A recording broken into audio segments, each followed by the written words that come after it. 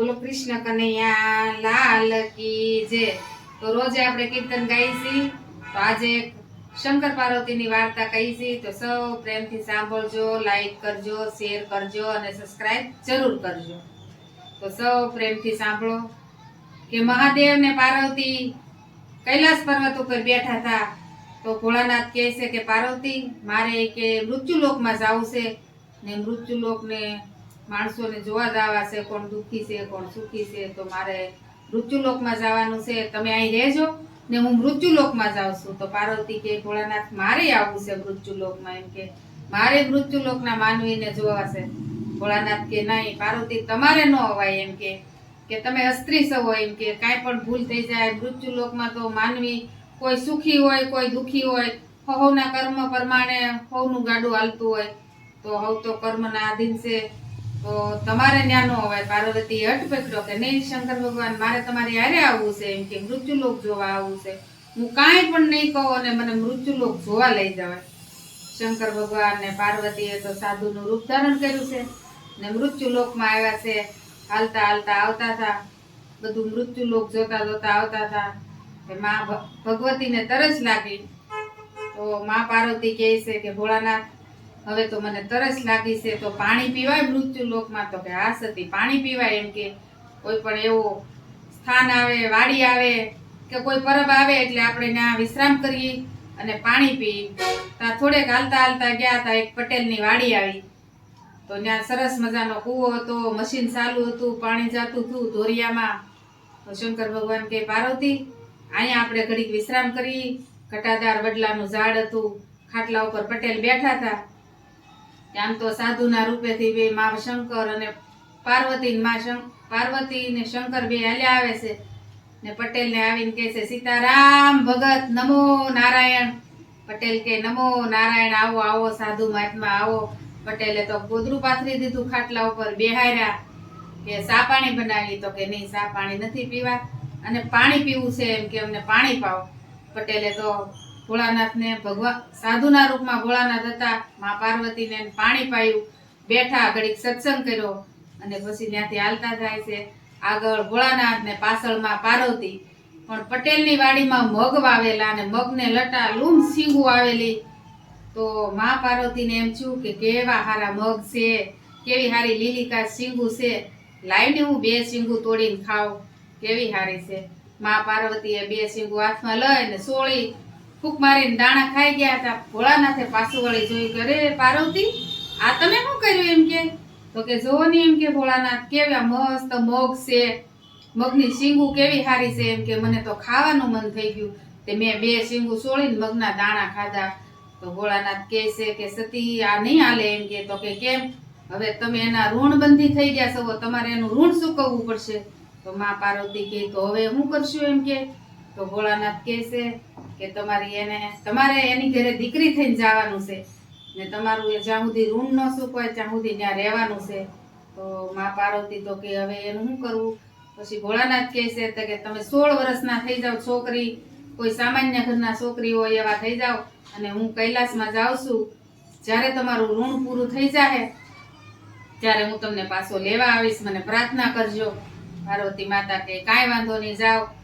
ભોળાનાથ તો કૈલાસમાં વયા જાય છે, માં પાર્વતી તો 16 વર્ષના છોકરી બન્યા છે, કોઈ ગરીબ ઘરની છોકરી હોય એ છોકરી બન્યા અને શેરીએ ગામમાં આવીને હાથ પાડે કે કોઈને કામવાળી રાખવી। જ્યાં પટેલનું ઘર આવ્યું ત્યાં ઉભા રહ્યા ને કે કોઈને કામવાળી રાખવી, ત્યાં પટેલને ઘેરેથી પટલાણી આવ્યા કે એ છોકરી અહીંયા આવ। માં પાર્વતીને હાથ કરે છે, માં પાર્વતી ત્યાં જાય છે, પણ માં પાર્વતીને કહે છે તું કોણ છો ને ક્યાંથી આવશો? કે માં પાર્વતી કે મને ખબર નથી, મને મારા મા બાપ કોણ છે એ ખબર નથી, હું તો રખડતી રજવતી એક છોકરી છું, ગમે ના ગામડે આમ ભટકું છું, મને કોઈ કામવાળી રાખે તો હું ત્યાં કામ કરીને મારું પેટ ભરું છું। એમ કે તો કે તો છોકરી તું અમારે ત્યાં કામે રહી જાય? તો કે હા।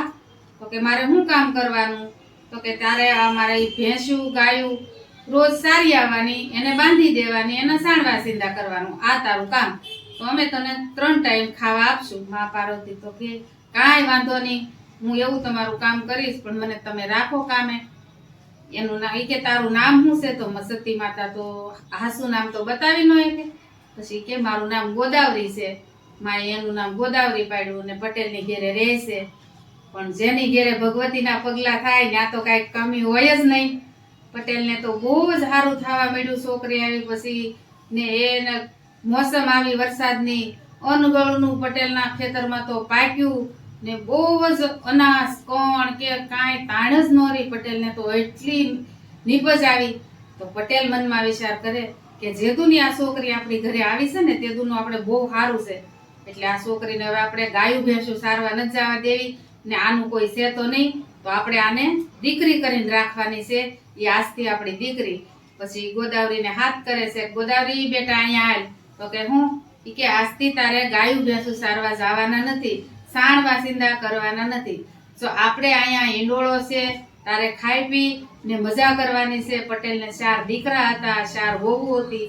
4 દીકરાને અને 4 વહુને કહી દીધું કે આજથી આ આપણી બેન છે. એમ કે તમારે એને કોઈ કામ સીંધવાનું નહીં ને એ જે માગે ને એને તમારે ત્યાં ઈંડોળા ઉપર ખાવા દેવાનું. તો આ આપણી દીકરી છે. દીકરી તો રાત વધે ને દી વધે ને રૂપના અવતાર દીકરી.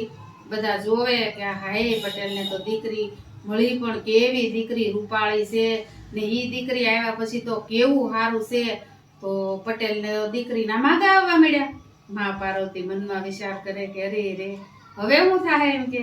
તો પટેલ કે આપણી દીકરી ઉંમર લાયક થઈ ગઈ છે, માગા આવવા મળ્યા છે, તો આપણી દીકરીનું કંઈક સગપણ કરવું છે ને આપણે તો બહુ જ નીપજ આવે છે. આપણી દીકરીના ભાગ્યે તો આપણે બહુ સારું થયું. ધામધૂમથી કોઈ સારો છોકરો મળે ને તો મારી દીકરીને પરણાવી છે.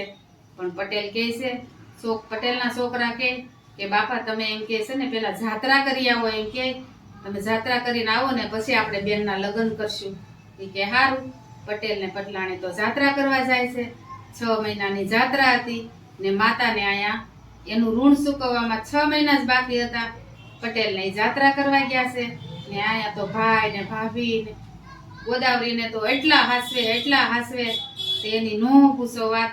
પછી તો પટેલને આવવાનો સમય 1-2 દિવસનો રહ્યો ને મા પાર્વતીએ વિચાર કર્યો કે મારા હવે ઋણમાંથી હું મુક્ત થઈ ગઈ છું. જેટલું મેં પટેલના સિંગના દાણા ખાધા હતા, મગના દાણા, એટલું ઋણ મારથી એમથી અપાઈ ગયું છે. હવે મારે અહીંયા રહેવાય નહીં. તો રાતના બધા હુઈ ગયા છે. 4 ભાઈઓ 4 બાઈઓ પોતપોતાના ઓરડામાં જઈને હુઈ ગયા છે. એ પાર્વતી ગોદાવરીમાં એક ઓરડામાં હુતા હતા. પછી રાતના જોત પ્રગટાવી અને ભોળાનાથની સમાધિ લગાવીને બેહી ગયા કે હે મહાદેવજી મારું ઋણ સુક્ત થઈ ગયું છે, તો હવે મને અહીંથી લઈ જાઓ, નકર મારા વિવાહ કરી નાખશે પટેલને ને આવવાની હવે 2 દિવસની વાર છે ને મારા ઋણમાંથી હું મુક્ત થઈ ગઈ છું. તો હવે મને તમે લઈ જાઓ. મા ભગવતી આરાધના કરી અને ભોળાનાથ આવે છે, મા પાર્વતીને લઈ જાય છે. ગોદાવરી સ્વરૂપે મા પાર્વતી હતા. ભોળાનાથ આવ્યા, મા પાર્વતીને લઈ ગયા. પણ ગોદાવરી કહે છે કે મારે કાંઈક નિશાની મુક્તિ જ આવી જોઈએ, નકર લોકો અવળું વિચારશે કે રાતના છોકરી ક્યાંય વહી ગઈ. પછી મા ભગવતીએ તો અખંડ જ્યોત પેટાવી છે ને માં જ્યાં હાલ્યા જતા હતા ત્યાં તો કંકુના પગલા પડતા ગયા છે અને ધનનો ઢગલો માં કરતા ગયા છે ને માં તો એ શંકર ભગવાન કૈલાસમાંથી આવ્યા છે અને મા પાર્વતીને લઈ જાય છે. પછી શંકર પાર્વતી કૈલાસમાં જાય છે ને પટેલને તો ધન દોલત કે કોઈ કમી રાખી નથી. સવારે ઉઠીને જોવે કે અરે આ બેને કેમ દરવાજો ન ખોલ્યો હજી, કે બેને કેમ દરવાજો ન ખોલ્યો હજી. બધી ભાભીઓ તો ચિંતામાં પડી ગઈ છે. જ્યાં દરવાજો ખોલે ત્યાં તો ત્યાં કાંઈ બેન મળે નહીં. બધે ગોતણિયા ચડ્યા, અરે બેન ક્યાં ગયા છે, બેન ક્યાં ગયા છે. ત્યાં તો આમથી પટેલ ને પટલાની જાત્રા કરીને આવ્યા તો 4 બાયું 4 ભાઈઓ રોવે છે કે બેન રાતના ક્યાંય વ્યા ગયા. અને ઘરમાં તો એ અખંડ જ્યોત પ્રગટીથી કંકુના પગલા પડ્યા હતા, ધનના ઢગલ્યા હતા. પટેલ કે આ કોઈ નહીં, એમ કે કોઈ દેવી આવી અને મારે આંગણે મોટા થઈને વયા ગયા છે. તો ત્યારથી કહેવાનું છે કે કોઈ દિવસ કોઈનું પૂછ્યા વગર ખવાય નહીં. જો આપણે પૂછ્યા વગર ખાધું હોય તો એનું ઋણ આપણને લાગે, તો આપણે એનું ઋણ ચૂકવવા જવું પડે. તો મા ભગવતી જેવા ભગવતી હતા, એને પણ જો મગની શીંગું ખાધી અને પટેલને ઋણ ચૂકવવા, પટેલની ત્યાં દીકરી થઈને ઋણ ચૂકવવા આવવું પડ્યું, તો આપણે તો મનુષ્ય છીએ. તો કોઈનું કોઈ દિવસ માગ્યા સિવાય ને ચોરી ખવાય નહીં. તો સૌ મારી વાર્તાને પ્રેમથી સાંભળજો, લાઈક કરજો, શેર કરજો અને સબસ્ક્રાઇબ જરૂર કરજો. જય શ્રી કૃષ્ણ.